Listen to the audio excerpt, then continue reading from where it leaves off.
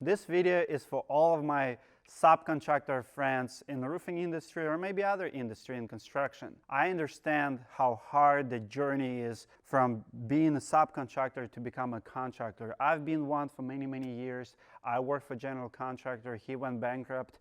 I came home, I told my wife I'll never work for anyone else, and I never did.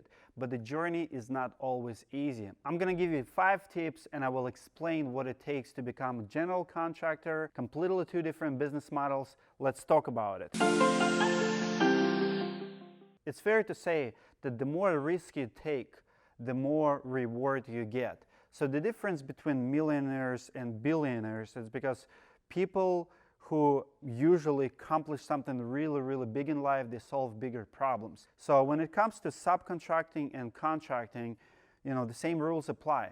Contractors solves better, bigger problems. We all solve similar problems. We fix houses, we install products, we provide service, but we do get paid completely differently. Why? Subcontractors usually don't require a lot of investment, so it's low risk. A lot of times literally just our labor. So on a general contractor side, it's a lot of more risk, it's a lot of more liability, more money comes through you, but rewards are greater as well. If you're currently working as a subcontractor and you want to become a general contractor, you have to completely change your mentality, what you think about the business, what the business is. So subcontracting is pretty much fancy word of modern employment. A lot of times we're just employees for a bigger employer, and on paper we're independent. We think that we own a business. A lot of times we don't. We just provide labor. Unless you run like 20 crews and you're really monetizing it and you really have operation, process, marketing, maybe B2B even marketing, that's a little bit different story. But if you only have a couple guys under you, you're pretty much a crew leader. Yes, you own a business and you do have that LLC, you do have you do pay taxes, but it's not real business yet. Where a general contractor is dealing with materials, dealing with vendors. Sometimes you'll have to manage credit lines and you will have to advertise. So it just adds 3-4 more layers to what you're already doing right now.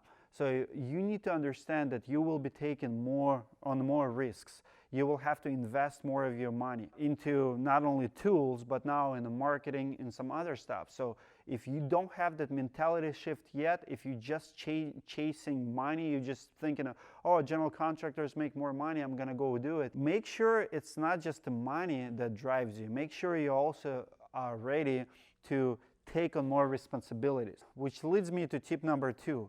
Never ever try to be subcontractor and general contractor at the same time. I see a lot of guys doing these mistakes. It comes from our insecurity. A lot of subcontractors, they go on their own, but they don't want to burn bridges, which is fine, but they want to keep taking jobs from other contractors and compete with those contractors. The best tip I can give you is you cannot sit on 2 toilets at the same time.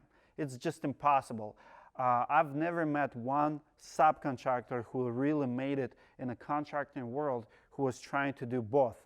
You have to change your mentality, you have to go all in, and that's the only way to have true success. It's not going to be easy, it's going to be super hard, but when I started the roofing business, my number 1 goal was not to depend on any other contractor. I want to own my future. I'm okay if my future depends on 1,000 customers that I serve, but I'm not okay for my financial future and my family financial future to depend on one contractor. My contractor I used to work for, he filed bankruptcy and it hurt. Back in the day, he owed me thousands of dollars. I didn't get paid. It hurt a lot. I already have, 2 kids and pregnant wife. It was not a nice place to be at the time.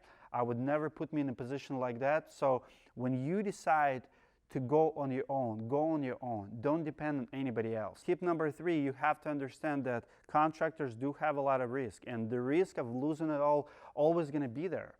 Always. It takes one job, one lawsuit, something really bad will happen and you're not going to be able to pay your bills. You always have the chance of closing it. So when you're a subcontractor, you don't have that risk. Okay, you messed up one job, maybe insurance will pay for it, maybe you don't even have insurance. You're pretty much an employee. But when you took money from somebody and your sub, now you have to find good sub, you have to find good materials, like material failure, sub failure, something bad happened on the job site, you have to return money, you don't have it, you spend it, you're already in a hole. I mean, bad things happen. Be mentally prepared to take those risks. Tip number 4, overcome your fear. I understand that fear of owning business is huge, but I always think about bigger picture. Once you start moving in a certain direction, you'll be amazed how easy it is to find somebody to join you on your journey. Today I employ, I don't know, like 15, 20 people, and we're all doing something, right? But when I started, it was only me. I was scared to employ people. As a matter of fact, most of my employees that I hired early on, I didn't have money in the bank to pay them. But I knew if I'm gonna be a good manager and I make my people accountable, we all will make money together. You have to overcome your fear when you go in business. And tip number 5, have a lot of faith. With all of that, with working hard and overcoming your fear and understanding risk and stuff, you still need a lot of faith. Because if you don't have a faith that you're gonna make it, you're probably not gonna make it. And if you don't have a faith that you're gonna be better boss, better contractor than contractors who's giving you jobs now, maybe don't even start. I've seen construction world inside out. I was very disappointed in contractors who are giving me jobs. You know, I've seen a lot of people lying to me, stealing from other people, mismanaging money, doing a lot of shady stuff. Because I've seen all of that, I had a faith in me that I'm gonna be able to build different business and to be a better leader. So if you do have a faith that you will become a better contractor than contractors who have been giving you jobs, I salute you. I welcome you to contracting world. Maybe one day we'll do something together. I invite you also come to one of our classes. I want to be surrounded with the good contractors, and I'm telling you this world, this country, we need good, solid, reputable contractors because there's still a lot of bad ones out there. So we do need solid subs to move up a little bit and maybe replace some bad apples who we have right now in the industry. If you feel like you're the one, comment below. I would like to hear from you. If you need that push, maybe kick, I'm happy to be that guy for you. Let me know.